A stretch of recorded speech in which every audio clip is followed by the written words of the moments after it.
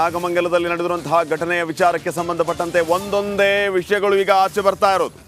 ಕಿಡಿಗೇಡಿಗಳು ಪೆಟ್ರೋಲ್ ಸುರಿದಿದ್ದು ಹೇಗೆ, bike ಶೋರೂಮ್ಗೆ petrol ಸುರಿಯುವಂತಹ ದೃಶ್ಯ, ಮುಖಕ್ಕೆ ಬಟ್ಟೆ ಕಟ್ಟಿಕೊಂಡು ಪೆಟ್ರೋಲ್ ಅನ್ನು ಸುರಿದಿದ್ದಾರೆ ಕಿಡಿಗೇಡಿಗಳು. ಈ ದುಷ್ಕರ್ಮಿಗಳು ಮೊದಲೇ ಪೆಟ್ರೋಲ್ ಬಾಂಬ್ ಅನ್ನು ತಯಾರಿಸಿರುವ ವಿಚಾರವೂ ಕೂಡ ಈಗ ಬಯಲಾಗ್ತಾ ಇದೆ.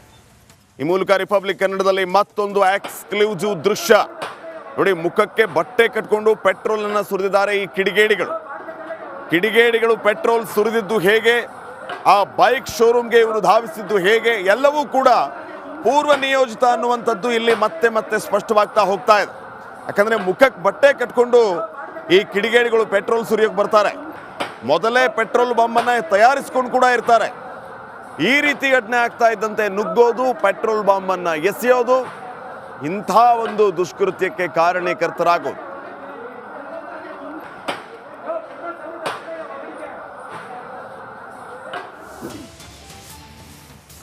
ಆಲ್ ರೈಟ್, ಬಜಾಜ್ ಶೋರೂಮ್ಗೆ ನುಗ್ಗಿದ್ದಾರೆ ಕಿಡಿಗೇಡಿಗಳು. ಉದ್ದೇಶಪೂರ್ವಕ ಕೃತ್ಯ ಅನ್ನೋದು ಕ್ಲಿಯರ್ ಆಗಿ ಗೊತ್ತಾಗುತ್ತೆ. ಸುಮ್ಮನೆ ಅವರೊಂದು ಕಲ್ಲೊಡಿದ್ರು ಇವರೊಂದು ಕಲ್ಲೊಡಿದ್ರು ಅಷ್ಟೇ ಮುಗೀತು ಅಲ್ಲಿಗೆ ಅಂತ ಆಗ್ಲಿಲ್ಲ. ಇದು ಗುಂಪಾಗಿ ಬರ್ತಾರೆ, ಕಲ್ಲು ಎಸಿತಾರೆ, ಕಲ್ಲುಗಳನ್ನ ಒಟ್ಟಾಕೊಂಡಿರ್ತಾರೆ, ಏಕಾಏಕಿ ಪೆಟ್ರೋಲ್ ಬಾಂಬ್ ಅನ್ನ ತಯಾರು ಮಾಡ್ಕೊಂಡು ಬಂದಿರ್ತಾರೆ, ಅದನ್ನ ಸುರಿತಾರೆ.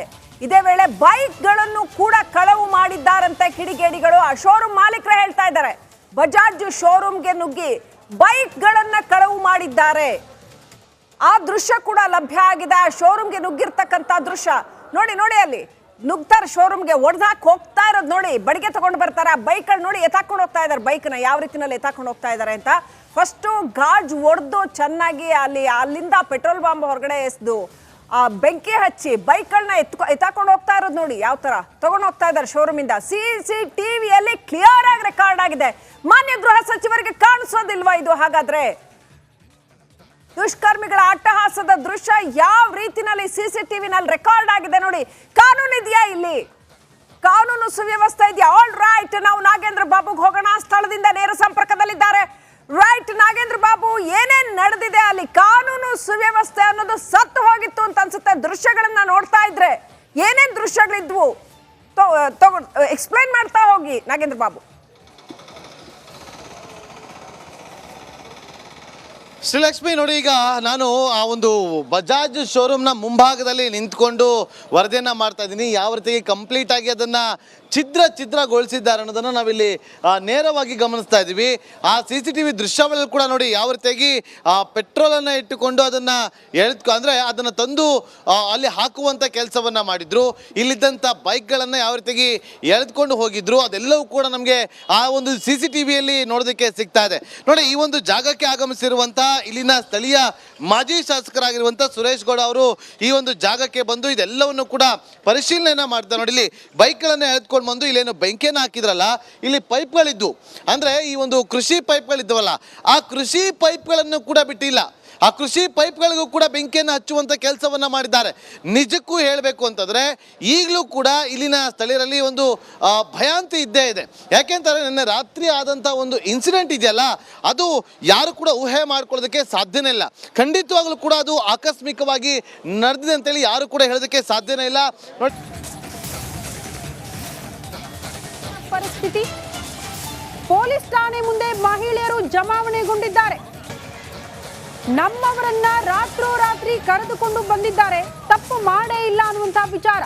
SP ಮುಂದೆ ಮಹಿಳೆಯರ ಹೈ ಡ್ರಾಮಾ. ನಾಗಮಂಗಲ ಟೌನ್ ಠಾಣೆ ಮುಂಭಾಗ ಉದ್ವಿಗ್ನ ಪರಿಸ್ಥಿತಿ ಕಾರಣ ಅನೇಕ ಮಹಿಳೆಯರು ದೌಡಾಯಿಸಿದ್ದಾರೆ. ನಮ್ಮವರನ್ನ ಸುಮ್ಮನೆ ಕರೆದುಕೊಂಡು ಬಂದಿದ್ದಾರೆ, ರಾತ್ರೋರಾತ್ರಿ ಮನೆಗೆ ನುಗ್ಗಿ ಎಳೆದುಕೊಂಡು ತಂದಿದ್ದಾರೆ ಅಂತ ಆಕ್ರೋಶ ಹೊರಹಾಕ್ತಿದ್ದಾರೆ.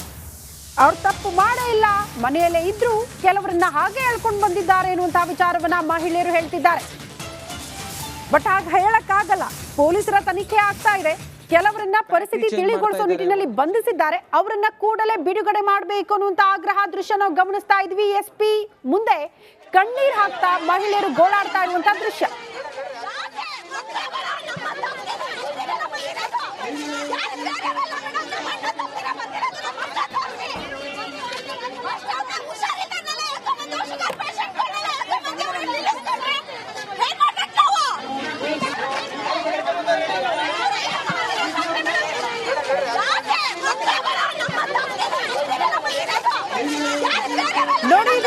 ಠಾಣೆಯ ಮುಂಭಾಗ ಎಸ್ಪಿ ಮುಂದೆ ಗೋಳಾಡ್ತಾ ಇರುವ ದೃಶ್ಯ. ಹೆಣ್ಮಕ್ಳು ಅವರ ಆಗ್ರಹ ಇಷ್ಟೇ, ನಮ್ಮವರನ್ನ ಸುಖ ಸುಮ್ಮನೆ ತಪ್ಪು ಮಾಡಿಲ್ಲ ಆದ್ರೂ ಕೂಡ ಎಳ್ಕೊಂಡು ತಂದಿದ್ದಾರೆ, ಅವರನ್ನ ಬಂಧಿಸಿದ್ದಾರೆ, ಕೂಡಲೇ ಅವರನ್ನ ಬಿಡುಗಡೆ ಮಾಡಬೇಕು ಅಂತ ಆಗ್ರಹಿಸುತ್ತಿದ್ದಾರೆ ಮಹಿಳೆಯರು.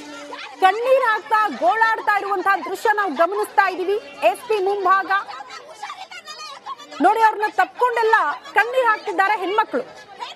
ನಮ್ಮವರನ್ನ ಬಿಟ್ಬಿಡಿ ಸರ್ ಅಂತ ಗೋಳಾಡ್ತಾ ಇರುವ ದೃಶ್ಯ. ತನಿಖೆಯ ಸಂದರ್ಭದಲ್ಲಿ, ಗಲಾಟೆ ಆದಂತಹ ಸಂದರ್ಭದಲ್ಲಿ ಸ್ಪಾಟ್ ಅಲ್ಲಿ ಯಾರೆಲ್ಲ ಇದ್ರು, ಯಾರೆಲ್ಲ ಕೈಯಲ್ಲಿ ಲಾಂಗು ಮಚ್ಚು ಕಲ್ಲು ಇತ್ತೋ, ಯಾರು ಗಲಭೆ ಎಬ್ಬಿಸೋ ಉದ್ದೇಶದಿಂದ ಬಂದ್ರು, ಅವರನ್ನ ಸ್ಪಾಟ್ ಅಲ್ಲೇ ಬಂಧಿಸಿದ್ರು. ಹಾಗಾಗಿ ನಮ್ಮವರನ್ನ ಬಿಟ್ಬಿಡಿ ಅನ್ನುವಂತ ಆಗ್ರಹ. ಸೊ ಈ ಬಗ್ಗೆ ಮತ್ತಷ್ಟು ಡೀಟೇಲ್ಸ್ ಅನ್ನ ಪಡ್ಕೊಳ್ಳೋಣ. ಸ್ಪಾಟ್ ಅಲ್ಲಿ ನನ್ನ ಸಹೋದ್ಯೋಗಿ ರಂಜಿತ್ ಕೂಡ ಇದ್ದಾರೆ. ರಂಜಿತ್, ನಮ್ಮವರನ್ನ ಬಿಟ್ಟು ಬಿಡಿ ಅನ್ನುವಂತ ಆಗ್ರಹ, ಮಹಿಳೆಯರ ಗೋಳಾಟ ನೋಡ್ತಾ ಇದೀವಿ. ಸದ್ಯ ಪೊಲೀಸ್ ಠಾಣೆಯ ಮುಂಭಾಗ ಆಗ್ತಾ ಇರುವಂತಹ ಹೈ ಡ್ರಾಮಾಗೆ ಸಂಬಂಧಪಟ್ಟಂತೆ ಏನ್ ಬೆಳವಣಿಗೆ ಆಗ್ತಾ ಇದೆ ಅನ್ನೋದ್ರ ಬಗ್ಗೆ ಡೀಟೇಲ್ಸ್ ಅನ್ನ ಕೊಡ್ತಾ ಹೋಗೋದಾದ್ರೆ,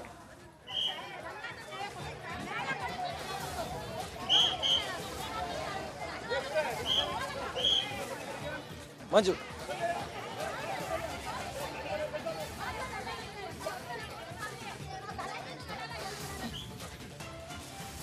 ಎಕ್ಸಾಕ್ಟ್ಲಿ ಶ್ರುತಿ, ನೋಡಿ ನಾಗಮಂಗಲ ಪೊಲೀಸ್ ಠಾಣೆ ಎದುರುಗಡೆ ಮಹಿಳೆಯರು ಕೂತ್ಕೊಂಡಿದ್ದಾರೆ. ಇವ್ರು ಬಂದಿರೋ ಉದ್ದೇಶ ಅಂತ ಹೇಳಿದ್ರೆ ರಾತ್ರೋರಾತ್ರಿ ನಮ್ಮವ್ರನ್ನ ಕರ್ಕೊಂಡು ಬಂದಿದ್ದಾರೆ, ಹಾಗಾಗಿ ನಾವು ಇಲ್ಲಿಂದ ಎದ್ದು ಹೋಗೋದಿಲ್ಲ ಅಂತೇಳಿ ಹೇಳ್ತಾ ಇದ್ದಾರೆ. ಯಾಕೆ ಕೂತ್ಕೊಂಡಿದ್ದೀರಿ? ನಮ್ಗೆ ನ್ಯಾಯ ಕೊಡ್ಲಿ. ನನ್ನ ಮಕ್ಕಳು ಎಲ್ಲವರೇ ಕರ್ಸು. ನನ್ನ ಮಕ್ಕಳು ರಾತ್ರಿ ಹೋದ್ ನನ್ನ ಮಕ್ಕಳು ಬಂದಿಲ್ಲ. ಗಣಪತಿ ತಗೊಂಡ್ಬಂದ್ರು ತಾನೆ, ಗಣಪತಿ ತಂದಾಗ ಪೂಜೆ ಮಾಡಿದಾಗ ಮಾಡ್ಬೇಕಾಗಿತ್ತು. ಅಲ್ಲಿ ಸರ್ಕಲ್ಗೆ ಹೋಗ್ಬಿಟ್ಟು ಬರೋಣ ಅಂತ ಹೋದ್ರಂತೆ. ಸರ್ಕಲ್ ಅಲ್ಲಿ ಈಗ ಯಾಕೆ ಹೊಡೆದ್ರು? ಕಲ್ಲಲ್ಲಿ ಹೊಡೆದವ್ರೆ. ಈಗ 144 ಸೆಕ್ಷನ್ ಇದೆ, 5 ಜನರಿಗಿಂತ ಜಾಸ್ತಿ ಸೇರಂಗಿಲ್ಲ. ನೀವಿಲ್ಲಿ ಬಂದ್ರೆ ಪೊಲೀಸರು ನಿಮ್ಮನ್ನ ಕಳಿಸ್ತಾರೆ. ಯಾಕೆ ಕಳಿಸೋ? ನಮಗೂ ನ್ಯಾಯ ಬೇಕು ಸರ್, ನಮಗೂ ನ್ಯಾಯ ಬೇಕು. ನಮ್ಮ ಮಕ್ಳಿಗೆಲ್ಲ 45 ಜನ ಹೇಳ್ಕೊಂಡು ಹೋಗೋರಲ್ಲ, ಅದು 4 ಸೆಕ್ಷನ್ ಅಲ್ವಾ? ಅದು ಸೆಕ್ಷನ್ ಅಲ್ವಾ ಸರ್? 45 ಜನ ಕರ್ಕೊಂಡು ಹೋಗ್ತಾರೆ, ಒಂದ್ ಊರೊಳಗೆ ನುಗ್ಗಿ 45 ಜನ ಕರ್ಕೊಂಡು ಹೋಗೋರಲ್ಲ, ಅದು ಸೆಕ್ಷನ್ ಆಗಲ್ವಾ? ಅದಕ್ಕೆ ನಾವು ಬಂದ್ ಕೂತಿದೀವಿ. ಸೆಕ್ಷನ್ ಜಾರಿ ಆಗ್ಲಿ, ಇನ್ನೊಂದ್ಸಲ ಜಾರಿ ಆಗ್ಲಿ ಅಂತಾನೆ ಬಂದ್ ಕೂತಿದೀವಿ ನಾವು. ನಿಮ್ಮ ಮನೆಯಿಂದ ಯಾರನ್ನ ಕರ್ಕೊಂಡು ಹೋಗಿದ್ದಾರೆ? ಮಗ ಅಂಗಡಿಗೆ ಬೆಂಕಿ ಹಾಕಿದ್ದಾರೆ ಅಂತೇಳಿ ಕರ್ಕೊಂಡು ಹೋಗಿದ್ದಾರೆ, ಹೌದಾ? ಕರ್ಕೊಂಡ್ ಹೋಗೋರೆ. ಎಲ್ಲಿಗೂ ನಿಮ್ಗೆ ಏನ್ ಮಾಡ್ತಿದ್ರು ನಿಮ್ಮ ಮಗ? ಏನ್ ಮಾಡ್ತಿದ್ರು ರಾತ್ರಿ? ಗಣಪತಿ ಮನೇಲೆ ಇದ್ರು ಸರ್. ಅವ್ರು ಎಲ್ಲೂ ಹೋಗಿಲ್ಲ. ಇಲ್ಲಿ ಗಣೇಶನ್ ಗುಡಿತಾನೆ ಇಲ್ಲ, ಅವ್ರು ಗಣೇಶನ್ ಗುಡತಾನೂ ಇಲ್ಲ. ಮನೇಲಿ ಇದ್ದವ್ರು ಎಲ್ಲ ಬಂದು ಊಟ ಮಾಡಿ ಮನಗಿದ್ದವ್ರನ್ನ ಕದ ಹೊಡೆದಿ ಕರ್ಕೊಂಡ್ ಬಂದವ್ರೆ. ಬೀಗ ಹೊಡೆದಿದ್ರ? ನಮ್ ಗೇಟಿನ ಬೀಗ ಹೊಡೆದ್ಬಿಟ್ಟು ಒಳಗಡೆ ಬಂದವ್ರೆ. ಚಪ್ಪಲಿ ಕಾಲಲ್ಲೆಲ್ಲ ಒಳಗಡೆ ಬಂದವ್ರೆ. ನಮ್ಮ ಮಕ್ಳು ಎಲ್ಲ ಹೋಗೋರೆ ಅಂತ ನಮಗ್ ಗೊತ್ತಿಲ್ಲ. ಕರ್ಕೊಂಡ್ ಬಂದ್ಬಿಡ್ಲಿ ನಮ್ಮ ಮಕ್ಳು. ಈಗ ನೀವು ಇಲ್ಲಿ ಕೂತ್ಕೊಂಡು ಏನ್ ಮಾಡ್ತೀರಿ? ನಾವು ಕೂತು ನಮ್ಮ ಮಕ್ಳು ತೋರಾಗಂತ ನಾವು ಹೋಗಲ್ಲ. ನಮ್ಮ ಮಕ್ಳು ತೋರಾಗ ಬರ್ಬೇಕು. ನಮ್ಮ ಮುಂದಕ್ಕೆ ನಮ್ಮ ಮಕ್ಳುಗಳನ್ನ ಕರ್ಕೊಂಡ್ ಬರ್ಬೇಕು. ಕರ್ಕೊಂಡು ಹೋಗಿರೋ ಮಕ್ಳುಗಳನ್ನ ನಾವ್ ಇಲ್ಲಿ ಇದೀವಿ ಅಂತ ಕರ್ಕೊಂಡ್ ತೋರ್ಸ್ಬೇಕು. 1 ಗಂಟೆ ರಾತ್ರಿ ಕರ್ಕೊಂಡು ಹೋಗಿರೋದು. 10 ಗಂಟೆ ಟೈಮ್ ಆಗೈತೆ. ಆಲೆ 10:15 10:45 ಗಂಟೆ ಟೈಮ್ ಆಯ್ತು. ಇವತ್ತವರೆಗೂ ನಮ್ಮ ಮಕ್ಳು ತೋರ್ಸಿಲ್ಲ ನಮ್ಗೆ.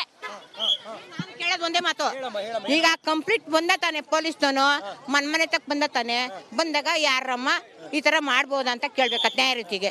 ಹೋಗಿ ಬಾಗ್ಲೋಡ್ದೋಡ್ದೋಡ್ದು ಪೊಲೀಸ್ ಹುಡುಗರ್ನೆಲ್ಲ ಎಳ್ಕೊಂಬರೋದು. ಆ ಹೆಂಗಸರು ಅಷ್ಟು ಮೀರಿ ಬಂದ್ರು ರೇಪ್ ಮಾಡಿದ್ರೆ ಯಾ ನನ್ ಮಗ ಆಯ್ತಾನೆ? ಹೇಳು ಅದನ್ನೆಲ್ಲ ಕಾನೂನು. ಈ ಕಾನೂನು ಮಾತ್ರ ಇಲ್ಲ ಇವನ್ಗೆ.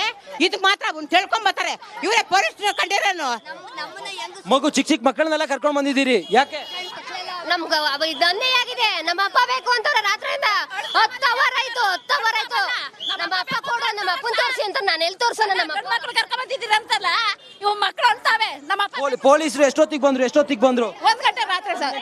ಏನ್ ಮಾಡಿದ್ರು? ಬಂದು ಎಳ್ಕೊಂಡ್ ಬಂದ್ರು. ಯಾಕಂತ ಹೇಳ್ಕೊಂಡು ಹೋದ್ರು? ಯಾಕೆ ಏನ್ ಹೇಳಿರುವಂತವ್ರು ನಮ್ಗೆ ತೋರಿಸ್ತಾರೆ. ನಿಮ್ಗೆ ಹೊಡೆದ್ರ? ಹೊಡಿಲಿಲ್ಲ, ತೋರ್ಸಕ್ ಬಂದ್ರು ನಮ್ಗೆ. ಹೋಗ್ ನಮ್ಮ ಹೊಡಿಕೆ ಅಂತ ನಮ್ಗೆ ಹೇಳ್ತಾರೆ. ನಮ್ಮ ಮಕ್ಳಿಗೆ ಸುತ್ತಲೂ 4-5 ಜನ ನಿಂತ್ಕೊಂಡು ಯಾರನ್ನ ಜಾಡ್ಸಿ ನನ್ನ ಮಗ ಈಗ ಹೊಸಮನೆ ತಾಯಿಂದ ಬಂದವನೇ. ನನ್ನ ಮಗ ಗಣೇಶನ್ ಬಿಡಕ್ಕೂ ಹೋಗಿಲ್ಲ ಅಂದಿದ್ಕೆ ಜಾಡ್ಸಿ ಇಂತಕ್ಕೆ ತೆಳ್ಬಿಟ್ಟು ರೂಲ್ ದೊಣ್ಣೆ ಎತ್ತಿದ್ರು. ಯಾಕೆ ಹೊಡಿತೀರಾ?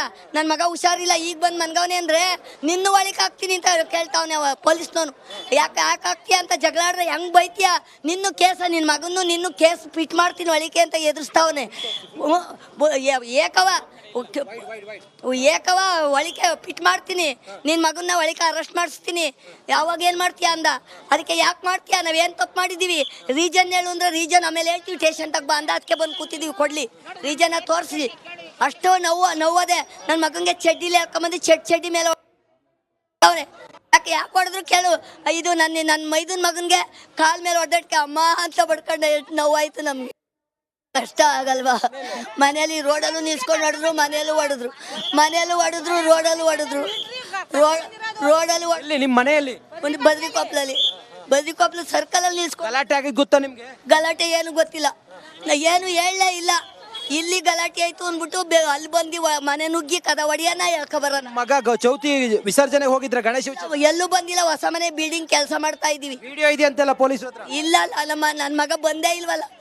ಈಗ ನಮ್ಮನೆ CC ಕ್ಯಾಮ್ರಾ ಬಿಚ್ಕೊಟ್ಟಿದ್ದೀನಲ್ಲ, ನಮ್ಮನೆ CC ಕ್ಯಾಮ್ರಾ ಬಿಚ್ಕೊಟ್ಟಿದ್ದೀವಿ ಹೊಸ ಬಿಲ್ಡಿಂಗ್ ಇಂದ ತಗೊಂಡು ಹೋಗವ್ರೆ. ಆ CC ಕ್ಯಾಮ್ರಾದಲ್ಲೇ ನೋಡ್ಲಿ ನನ್ನ ಮಗ ಮನೇಲೆ ಕೂತಿದ್ದ. 20 ವರ್ಷದಿಂದ ಮಾಡ್ತಾವ್ರೆ ಗಣೇಶನ್ನ. ಯಾರು ನಮ್ಮೂರು ಅವ್ರು ಬದ್ರಿಕಪ್ಪವ್ರು. ಈ ಮತ್ತೆ ಅದೇನು ಅನ್ನೋದು ಗೊತ್ತಿಲ್ಲ ನಮ್ಗೆ. ಇಲ್ಲಿ ಈ ಬೀದಿಲಿ ಇಲ್ಲಿ ಮೈಸೂರು ರೋಡಲ್ಲಿ ಅವರು ಗೌರ್ಮೆಂಟ್ ಜಾಗದಲ್ಲಿ ಬಂದವ್ರೆ, ಇಲ್ಲ ಬರಬೇಡಿ ಅನ್ನೋದು ಅವ್ರದೊಂದು ತಪ್ಪು. ಇದು ನೆಕ್ಸ್ಟ್ ಮಧ್ಯರಾತ್ರಿ 1 ಗಂಟೆಲಿ ಏಕಾಏಕಿ ಬಂದ್ಬಿಟ್ಟು ಒದ್ಬಿಟ್ಟು ಶರ್ಟ್ ಬನ್ನಿಲ್ಲ ಚಡ್ಡಿಲಿಲ್ಲ ನಂಗೆ ಕಾಲಲ್ಲಿ ಹಿಡ್ಕೊಂಡು ಹೇಳ್ಬಿಟ್ಟು ಹಾಚ್ಕಾಕೋರು. ಇದು ಎರಡನೇ ತಪ್ಪು. ಯಾರು ನ್ಯಾಯ ಕೊಡ್ತೀರಾ? ಈಗ ನಮ್ಗೆ ನ್ಯಾಯ ಬೇಕು, ಕೊಡಿ ಸರ್. ಇವ್ರು ಹೇಳ್ತಾರೆ ನಮ್ಗೆ ಹೊಡೆದ್ಬಿಟ್ಟಾರೆ ಅಂತ, ನಮ್ಮ ಮಕ್ಳು ಕೊಡ್ತಾರೆ, ನಾವೇನ್ ಮಾಡ್ಬೇಕು? ಎಲ್ಲ ತುಟ್ಟಿ ಬಾಯಿ ಎಲ್ಲ ಒಳಗೆ ಹಾಕ್ಸಿದ್ರೆ ನಮ್ಮನೆ ಡ್ಯೂಟಿ ಮುಗಿಸ್ಕೊಂಡು ನನ್ನ ಮಗನ್ ಬರ್ತಡೇ ಇತ್ತು ಅಂತ ಚಾಕ್ಲೇಟ್ ತಗೊಳಕ್ ಬಂದಿರೋದು ಟೌನ್ಗೆ. ಇವ್ರು CC ಕ್ಯಾಮ್ರಾ ತೋರಿಸ್ತೀನಿ ಅಂದ್ರೆ ತೋರಿಸ್ಲಿ ಬಿಡಿ, ಅದ್ ಯಾರು ಮಾಡೋದು ತೋರಿಸ್ಲಿ ಬಿಡ್ರಿ. ನೋಡ್ಕೊಂಡೆ ಹೋಯ್ತೀವಿ, ನೋಡಗಂಟ ಹೋಗೋದೇ ಇಲ್ಲ, ಹಂಗೆ ಮಾಡೋದು. ಇವ್ರು ಸುಮ್ನೆ ಹೇಳ್ಬಿಟ್ರೆ ಕೇಳ್ಬಿಡ್ತೀವ ನಾವು. ಕಾಲು ಶ್ರುತಿ, ಇದು ನೋಡಿ ಶ್ರುತಿ, ಇಲ್ಲಿನ ಜನರು ನಮ್ಮ ಮನೆ ಮಕ್ಕಳು ಅಮಾಯಕರು, ಅವ್ರನ್ನ ರಾತ್ರಿ ಕರ್ಕೊಂಡು ಬಂದಿದ್ದಾರೆ ಅಂತ ಹೇಳಿ ಮಹಿಳೆಯರು ಹೇಳ್ತಾ ಇದ್ದಾರೆ. ಸದ್ಯ ಪೊಲೀಸರು ಅವ್ರನ್ನ ಈ ಕಡೆ ಕಳಿಸೋ ಪ್ರಯತ್ನ ಮಾಡಿದ್ದಾರೆ. 144 ಸೆಕ್ಷನ್ ಇದೆ, ಹಾಗಾಗಿ ಯಾರು ಕೂಡ 5 ಜನಕ್ಕಿಂತ ಹೆಚ್ಚು ಜನರ ಕೂರಂಗಿಲ್ಲ. ಆದ್ರೂ ಕೂಡ ನಮ್ಗೆ ನ್ಯಾಯ ಬೇಕು ಅನ್ನೋ ಕಾರಣಕ್ಕೋಸ್ಕರ ಈ ವೃದ್ಧ ಮಹಿಳೆಯರೆಲ್ಲರೂ ಕೂಡ ಇಲ್ಲಿ ಸೇರಿದ್ದಾರೆ. ಚಿಕ್ಕ ಮಕ್ಕಳೊಂದಿಗೆ ಇಲ್ಲಿ ನಾಗಮಂಗಲ ಪೊಲೀಸ್ ಠಾಣೆ ಎದುರುಗಡೆ ಬಂದು ಪ್ರತಿಭಟನೆಯನ್ನ ಮಾಡ್ತಾ ಇದ್ದಾರೆ. ಶ್ರುತಿ. ಓಕೆ ರಂಜಿತ್, ಧನ್ಯವಾದಗಳು ತಮ್ಮೆಲ್ಲ ಮಾಹಿತಿಗೆ.